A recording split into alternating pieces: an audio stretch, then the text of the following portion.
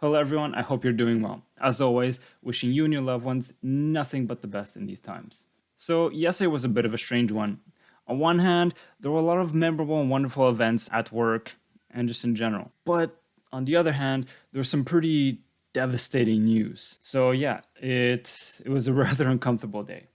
But life goes on regardless, though I admit that I didn't get much sleep. Anyway, on my way home, I stopped by one of my favorite record stores in Montreal, and that would be Cheap Thrills. Honestly, I don't think I ever walked away from that store unsatisfied. So let me show you what I picked up today. I actually swung by Cheap Thrills today for a very specific reason. I was looking for one album in particular, which I actually didn't find, regrettably. And that album was PJ Harvey's To Bring You My Love. Honestly, that album has just been infecting my brain for the last, I don't know how long. And what an absolute fire album. My God. I'm gonna need to track that down one day. In any case, I didn't find that, but what I did find was a PJ Harvey album. And this is a much underappreciated PJ Harvey album. It's a collab album between her and John Parrish, and this is Dancehall at Louis Point.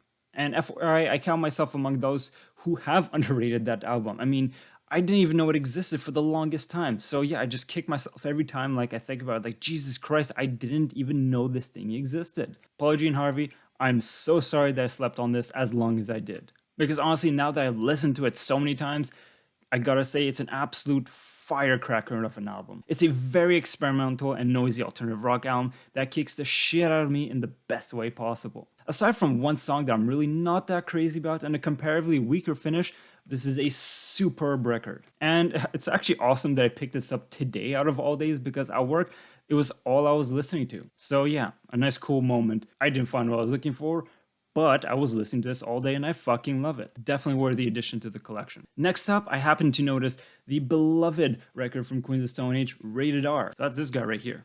Or rather, this version that's known as Rated X for the vinyl. And it has this red cover instead of that blue cover that I know so well. And that one will always be in my heart, my favorite album cover, because it's just been with me for so many years. And as well, this version features a bonus track that I didn't even know existed. So yeah, another example of me kicking myself because realizing shit, another piece of great music potentially that is gonna honor the radar for me. In any case, I'm very much looking forward to diving into that. That being said, Rated R has been a big favorite of mine for many years. Honestly, Queens of Stone Age has a very strong discography, and I think that Rated R is one of their best projects. So if you're looking for a great crunchy rock album to listen to, look no further. And at this point, I found two great albums that I love, and I figured, you know what, I made my toast for a day, I'm happy, I'm gonna go buy these two and call it a day. Because I was really fucking tired, and I still am. But the store clerk was kind enough to point out, hey, by the way, if you're getting that, look on the wall over there. There's an album that will probably interest you. And sure enough, the moment I saw it, I was like, fuck, it does interest me. I gotta go get it. Not complaining, because that will be the debut album of Queens of Stone Age. And yet another vinyl reissue with an alternate cover. So once again, I think the original album cover will always be impregnated in my mind because it's the one that I've been listening to for so many years, and that image is just stuck in my head. Honestly, the image of the album covers are so important to me, much more important than music videos, but that's a topic for another day. Anyways, I'm not hating. This is a very groovy album cover by artist Frank Kozik, and honestly, for the quality of the music itself, it's not my favorite Queens of Stone Age album overall. That being said, nonetheless, it's an absolute banger of a debut album. There's so many Queens of Stone Age songs on this album that are some of my favorite of any album. Songs like If Only, Walk You on Sidewalks, Mexicola, You Can't Quit Me Baby, and Give the Mule What He Wants. Holy shit, those songs rock my socks off. So yeah, it's an absolutely smashing debut album from one of the greatest rock bands of all time.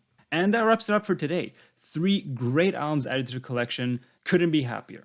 So I'm going to be grooving to these albums very soon. In fact, immediately. So you know what? I'm just going to cut it short. Bye. Have a good weekend. Take care. Love you. Wish you nothing but the best.